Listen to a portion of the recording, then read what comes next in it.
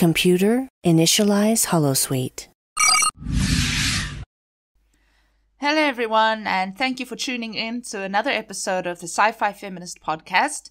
For today's episode, I will be talking about a very cool and fun movie that I saw just the other day, and it is called Gunpowder Milkshake. So if you haven't seen the movie before, I highly recommend it. It hasn't received great reviews all round, but from my first impressions, I can tell you that it was entertaining, it's fun, it's exciting, it has a nice soundtrack, a nice cast, and it's just action-packed and good entertainment for a Friday night.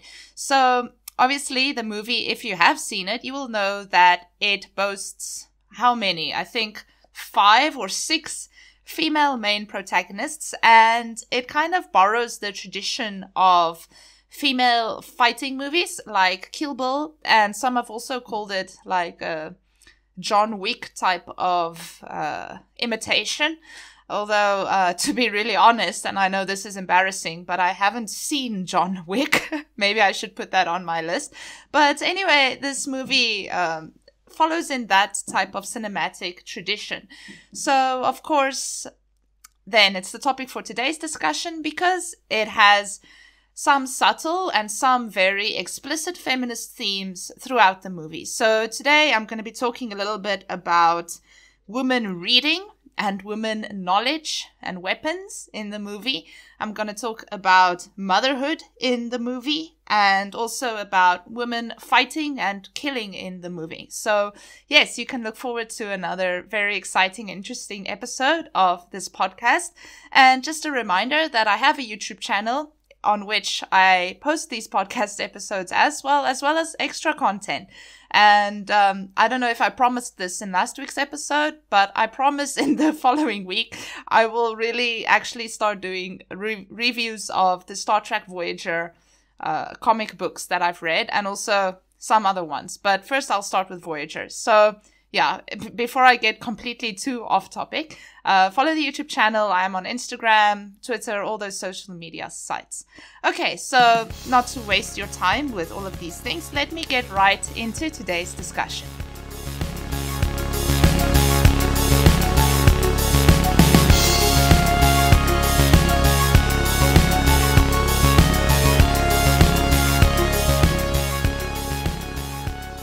Now, the first thing worth mentioning about this movie is that a lot of reviews actually identify it as a feminist movie.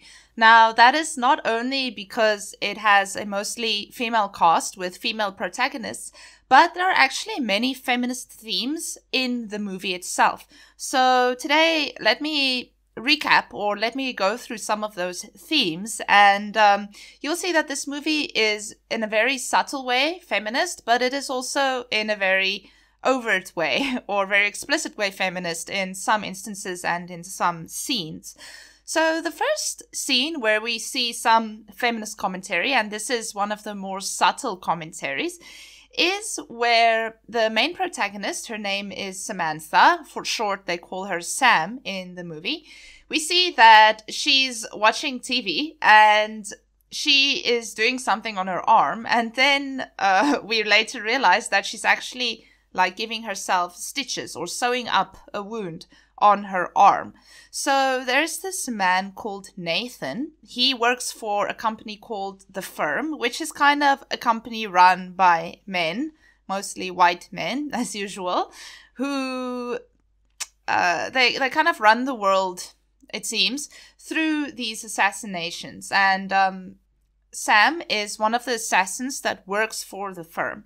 So I guess Nathan is kind of like her boss. I don't know. But her mother also worked for this company called The Firm. Her mother played by Lena Heady, which is one of my favorite actresses. But enough of that. So we see that when Nathan phones her, he asks her, "What are you doing?" or "What are you busy with?" And then she says, "I'm sewing." So as you know, sewing is actually a, how can I say, activity traditionally associated with femininity. So in the 1960s or 1950s, I presume, when many women were confined to the house as housewives, sewing was something that women seemed to all women seem to be able to do. And my mom actually told me when she was young and when she was in school, actually many of the girls took sewing classes. So it's actually like a really, the guys couldn't take sewing as a subject, but girls did. So it's a very traditionally feminine activity. So then the feminist irony comes here in the fact that she's not sewing clothing or mending some garment or something, but that she's actually sewing up her skin. And she does it, it seems, without any anesthetic or anything, which is very painful, of course. So yeah, you can see there's very subtle feminist irony and feminist commentary on that very traditionally feminine activity. And then later on in the movie, we see a much more explicit reference to feminism. There is this one scene where she visits her, and I put this in quotation marks, her aunts. So they're not actually biologically her aunts, but there are these 3 women that she kind of grew up with that her mother knew. And they are played by Michelle Yeoh. As you know, she's one of my favorite actresses. And Angela Bassett, who is also awesome, of course. And another actress who I'm not quite familiar with. And they run this safe house, I think you can call it that, where it looks like a library, but actually in the books in the library, there are actually hidden weapons. So in one of the earlier scenes, we see that her mom receives a book, and inside the book is a gun. So that's kind of how they run their business or how they do their operation.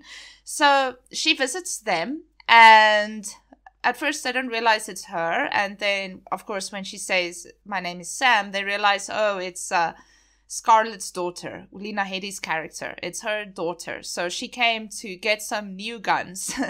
So while they're unpacking her bag of old guns, they're making all sorts of commentaries, assuming what type of person she might be based on her oeuvre of guns or her inventory of guns. So I'm not sure which character says this, but one of them says, oh, she's a feminist. And then I think this is Michelle Yeoh's character. Her name is Florence. She says, oh, there's nothing wrong with that. So then the next thing that takes place then is that they give her new guns, but obviously the guns are in the books. So they take out books by female authors or arguably feminist authors from the 1800s. So she receives a book by Charlotte Bronte and one by Jane Austen and one by Virginia Woolf. And then, of course, when she opens the books, there are weapons inside. So I think that was a very clever way of, of course, referencing feminism quite explicitly, like, oh, she's a feminist, but also more implicitly recognizing the impact that female authors have had on English literature, at least. All of those 3 female authors were very prolific authors, and they often wrote about women's issues too. And in retrospect, we can also consider them feminists, especially Virginia Woolf. So then she receives the books with the guns inside from these feminist authors.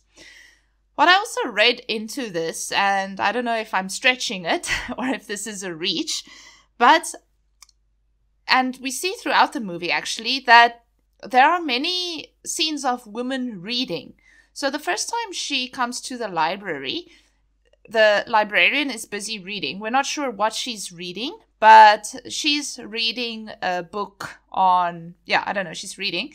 And then when Sam visits the hospital too, the nurse is also busy reading before she actually helps Sam. So we see a lot of representations of women reading in this movie. And then, of course, the books kind of play into the theme, and the books in which they hide the weapons. All of these things linked together. And I would suggest that this means that quite literally, knowledge is power. I think that's the message they want to get across, especially for women. Education for women is their power.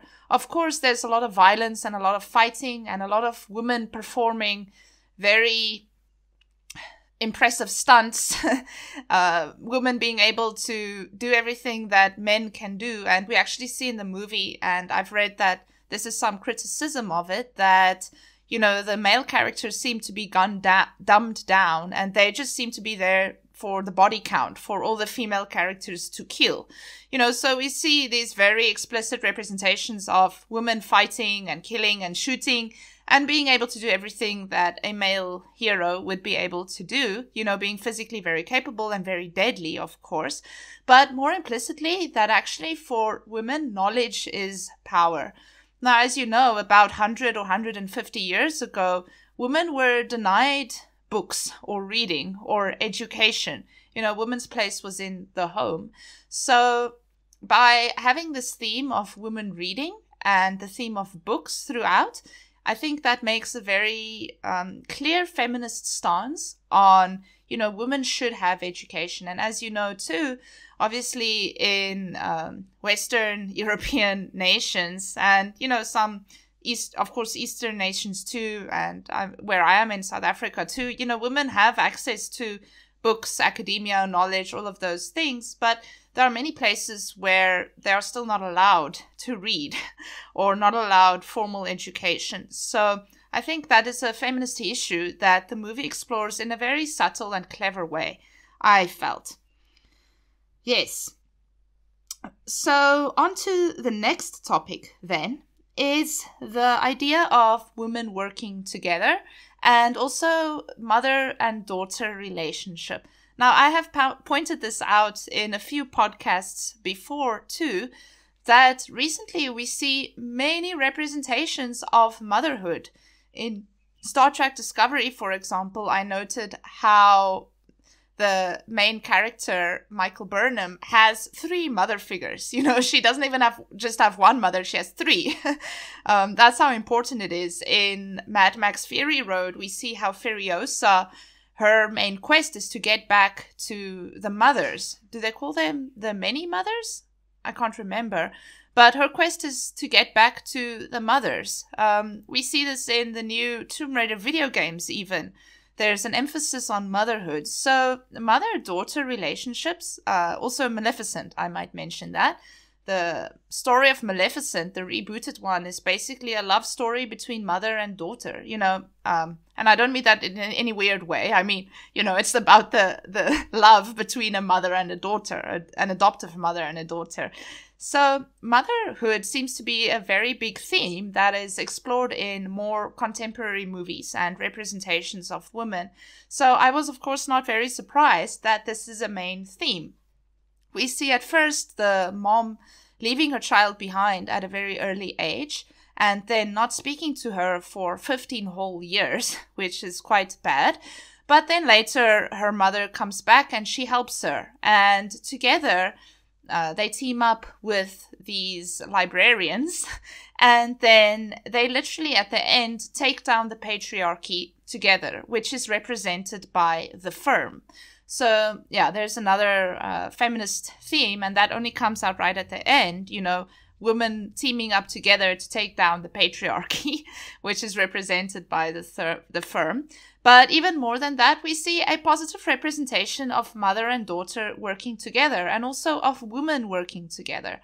I think I've said this a million times, but, you know, movies that pit women against each other, like Disney loves to do, for example, the Cruella movie, you can listen to the podcast on that, and also in Maleficent, the Mistress of Evil, the second Maleficent movie, and also in Raya and the Last Dragon, you can also listen to that podcast.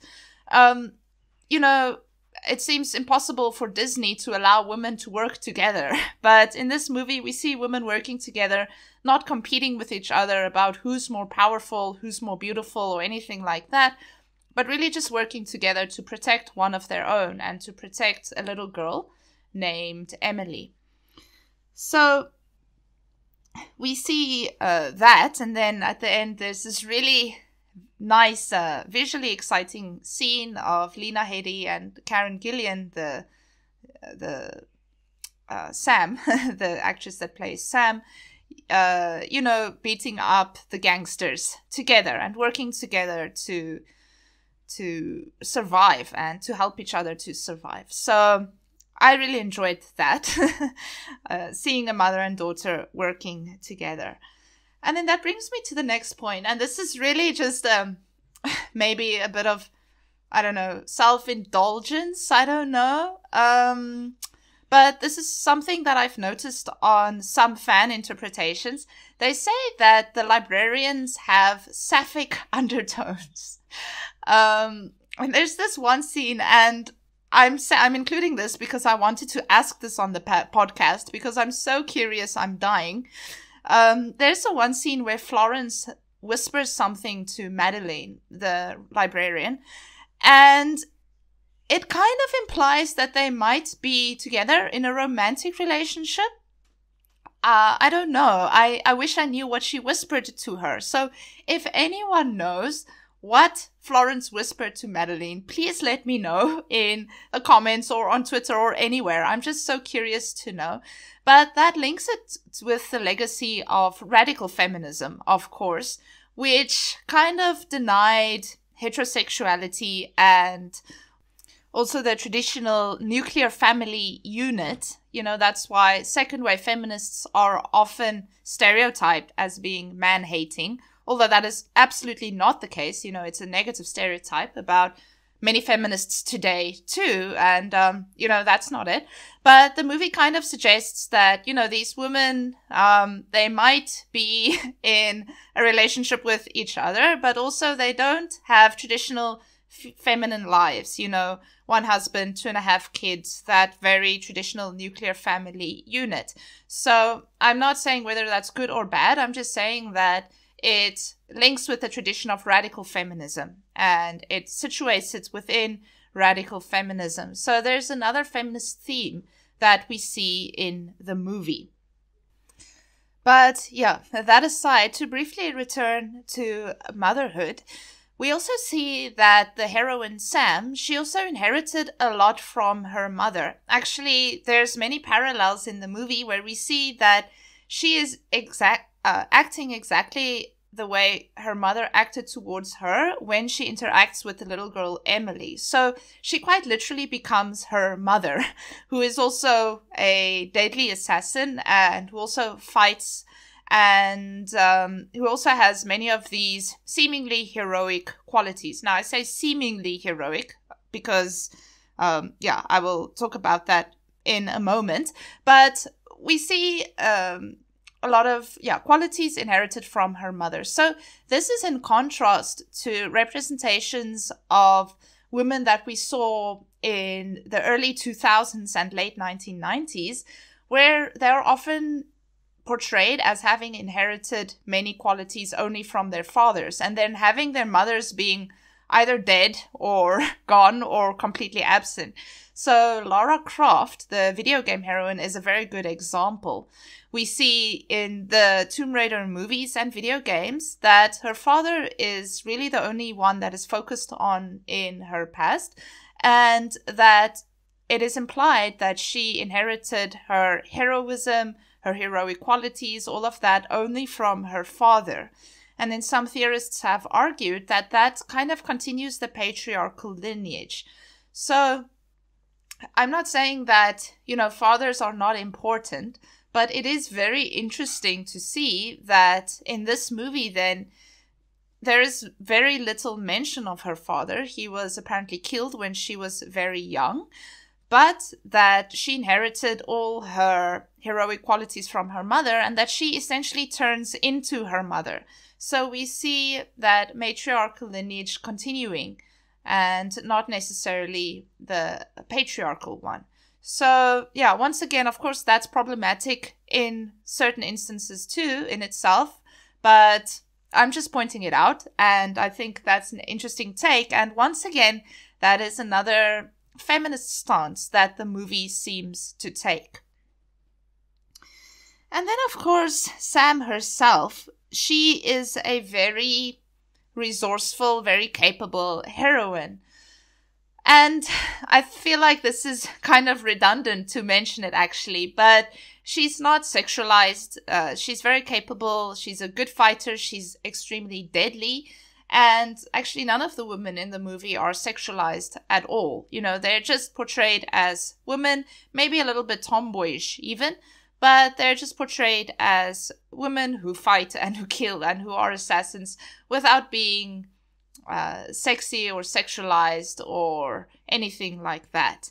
I might also mention here that there's no romantic storyline in this movie. So maybe I could briefly mention here the Bechdel test, and I've discussed this in the Raya and the Lost Dragon episode too, but this movie would definitely pass the Bechdel test because, these women don't talk about men ever. And if they do, it's about killing them. And, we don't see any romantic relationship. The heroine, and I think that's become so redundant that, people don't even want to see that anymore. I don't know, maybe movie directors and producers have become, or they know that the audiences have become more evolved than that. We can have a movie without having any romantic relationship and it's still a good movie. I think the only maybe very subtle reference to romance is made when Florence whispers something to Madeline. So once again, please, if you know what she whispered, please let me know. But there's no romantic relationship and we don't see a female heroine who is dependent on any male character or anything like that. But, we see this in so many recent representations. We saw that in Black Widow too, in the Black Widow movie. And in countless contemporary heroines, even Furiosa from Mad Max, even though there is a male hero, they're not together in a romantic relationship. So, I think maybe audiences are just way over that by now. But more interesting than that is that the little girl, Emily, at some point questions these women's violence. And I have thought about this a lot before because I studied Lara Croft a lot. And actually what Lara Croft does is she kills a bunch of people. And the body counts in many of the Tomb Raider games are quite high. And it seems that heroism is still linked with violence and extreme violence. So I found this one scene very compelling and very interesting where Chloe asks Sam, not Chloe, sorry, that's the actress's name, Emily. Emily asks Sam, why do you kill? And Sam says, she can't answer. And then Emily says, is it for revenge? And she's like, no. And she's like, okay, is it for money? She's like, no. So she's like, oh, so, that makes you a serial killer. And she's like, no, I'm not a serial killer. It's more complicated than that. And Emily is like, but you kill many people. So that makes you a serial killer. And then they kind of just leave the conversation at that. But what I found is that it makes a very implicit critique on why do we view female heroism as violence? Why does it have to be violent? Why do they have to kill a bunch of men in order to be a female hero? Because we don't see them actually kill any women in the movie. And I think that's why it received some criticism, because the men seem to be there only for the body count. So, but it's ironic because, while the movie is making this comment on, serial killing, Chloe is not, not Chloe. Why do I keep saying Chloe? Sam. Sam is not really a hero. She's actually a serial killer. She's an assassin. And she's actually a serial killer. But we kind of glorify this violence and we say, oh, it's a female hero. The fact that she's so violent and can kill many people and can beat up men makes her a hero. But then ironically, while the movie comments on that and questions that, it also represents a bunch of women killing a lot of men in very violent ways. So I'm not quite sure what the purpose of that discussion between Emily and Sam was, but it's interesting to see that the movie maybe acknowledges, but also does not acknowledge the fact that female heroism should not necessarily be tied to violence. So yes, as you can see, this movie explores quite a few themes relating to women and feminism specifically, maybe some themes more successfully than others. I think my favorite remains the idea of having weapons in books. I think that was very clever. And I think actually maybe the movie didn't even need to have that scene where they say Sam is a feminist. Maybe that's too explicit. I think the movie does enough already to show that this is a feminist movie, or this is a movie about feminism. So yeah, that is what I have for today's episode on this movie. I'm sure I might have missed a few things. I really plan to watch it again because I enjoyed the movie a lot. And hopefully then I can pick up on some more themes that come out in terms of women and feminism. And the movie has also been renewed for a second one, or a second one has been confirmed, a sequel for the movie. So I'm very excited to see it and how they follow up. And maybe we can get a little bit more detail on what Florence said to Madeleine. That's really bothering me. I wouldn't say I'm having sleepless nights over it, but I'm very curious what she said to her. That scene was quite interesting. So, yes. Thank you so much for tuning in. Thank you so much for listening.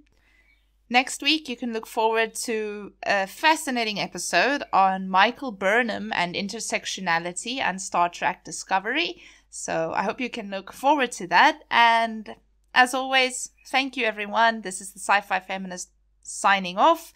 Live long and prosper and have a really wonderful week ahead. Stay safe and healthy until next time. Bye-bye. This show is brought to you by Holosuite Media.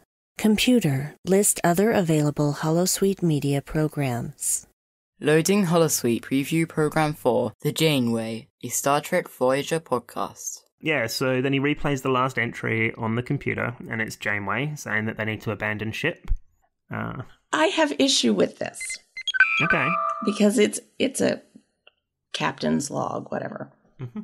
When is she ever, standing in front of a camera giving a captain's log? This is Captain Janeway for BBC News. I mean, she's clearly on the middle of the bridge. Mm-hmm. What's recording her at this point? Chakotay, get the emergency camera rig.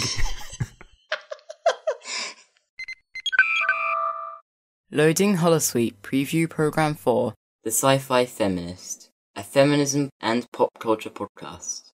So she has makeup on, but it's bright red with black eyeshadow and long talon nails. And I was so happy to see Cruella de Vil did have her talons, because even in the 101 Dalmatians film, something that's very prominent, I think it's 102 Dalmatians, when she turns back to an insane person, her shoulder pads come out of nowhere and her nails grow. And I'm just that's the female grotesque. You take this normal woman who is feminine, and then you're double it, and then add talons.